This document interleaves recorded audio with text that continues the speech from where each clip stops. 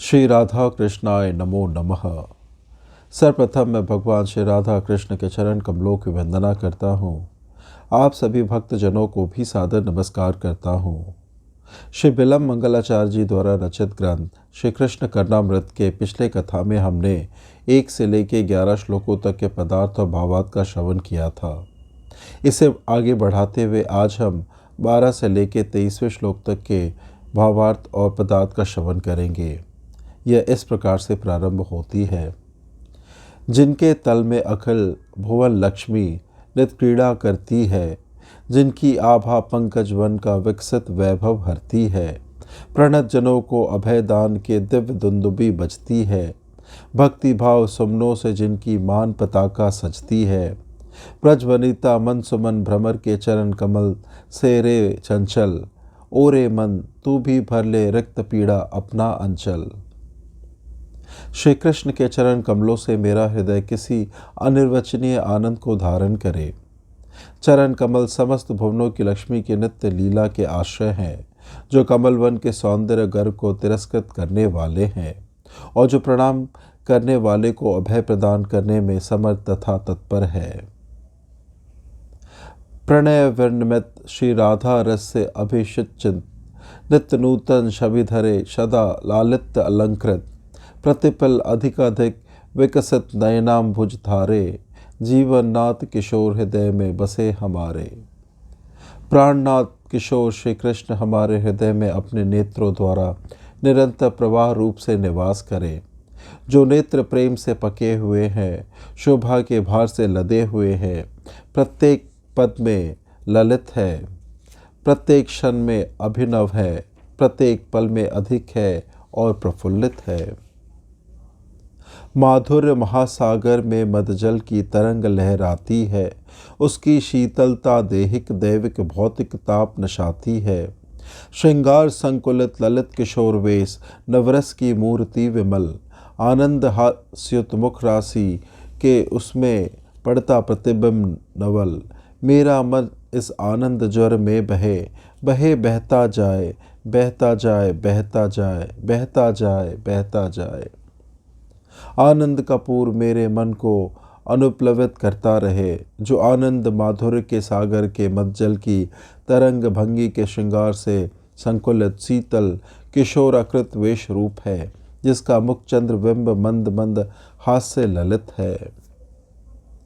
निश्चल मधुमंजल मुख मयूर से मधुर भाव को शोध बहाकर, अपनी मुरली का मादक पीयूष पिया करता नटनागर, प्रेम सुधा की वर्षा करता जो मनमोहन यो त्रिभुवन में, अरुण पाद पद्मों से विहरे वही रूप इस मन उपवन में। त्रिभुवन को सरस बनाने वाली अथवा भुवन अर्थात जल के समान आर्द्र कोई तेजो रूप ज्योति अरूप चरण कमलों से मेरे हृदय में क्रीड़ा करे, जिसने अपने चरणारविंद द्वारा मेरे हृदय को सरस बना दिया है।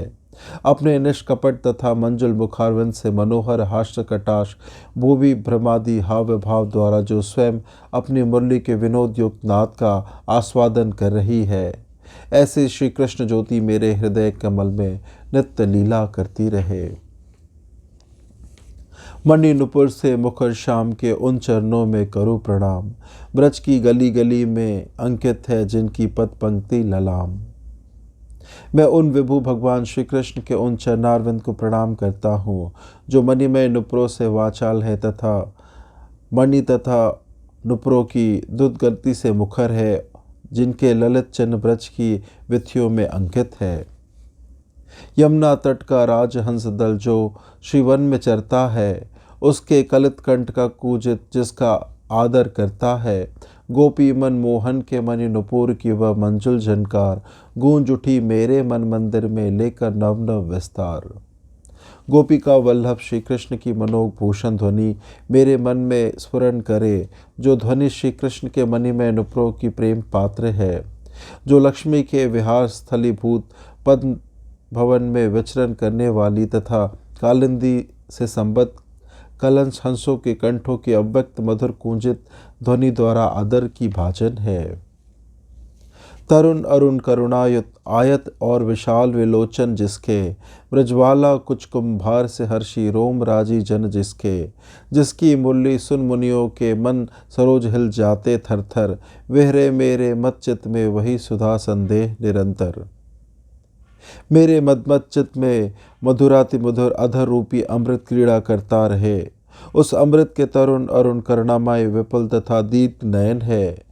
कमला के छोटे छोटे कुछ कलश के भार से जिसका रोमांच बढ़ गया है। वंशी की ध्वनि से मुनियों के चित कमल जिसके चंचल कर दिए हैं। जिसका मधुरानंद मयंक ब्रज वधुजनों को सरसाता हो। जो कमनीय किशोर वेणुधर अधर सुधारस बरसाता हो। कभी बुलावे वंशी धुनि में व्रज वनिता कदम कामयन, अर्ध निमिलित नयन नलिन से पीवे उनका रूप रसायन। भावुक कभी विमुक्त हर्ष से आकुल सा फिर हो जाता है। यो अगत आनंद कैली कमनीय कलाधर दिखलाता है। लीला ललित कलित वंशीधर मेरी सांसों में रम जाओ। मेरे मन मानस में ऐसे शत शत भाव सरोज सजाओ। मेरे चित्त में कोई अनिर्वचनीय अप्रकृत भाव उत्पन्न मनोहर रूप से उदित हो। ये भाव किशोर मूर्ति को ग्रहण करने वाले भगवान श्री कृष्ण के हैं, जो किशोर मूर्ति वंशी बजा रही है। उस किशोर मूर्ति बालकृष्ण के आधे नयनारविंद खुले हुए हैं। ये नयनारविंद हर्ष से विहल व्रज सुंदरियों के मुखारविंद को चुंबन कर रहे हैं।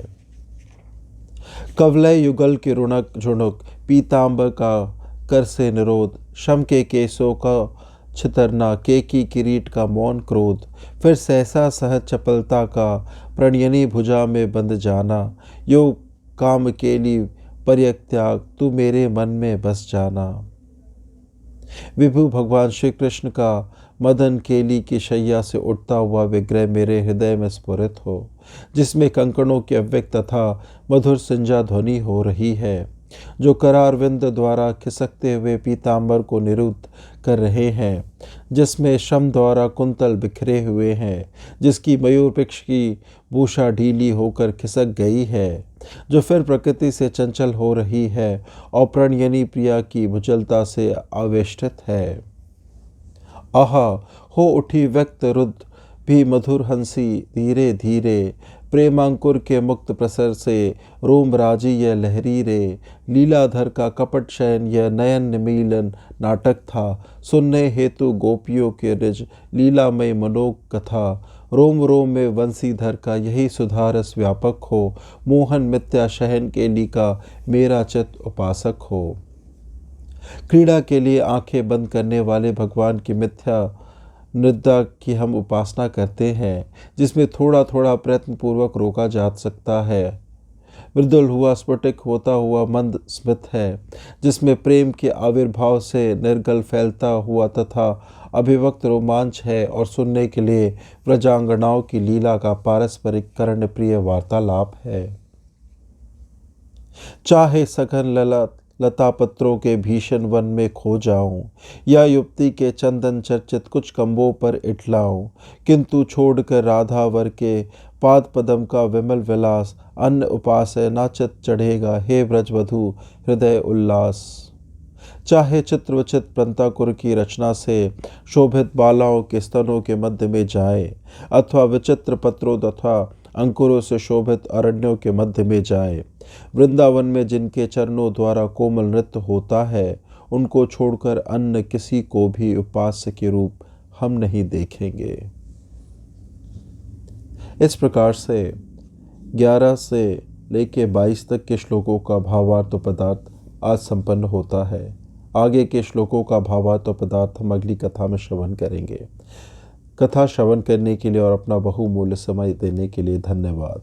श्री राधा कृष्णाय नमो नमः।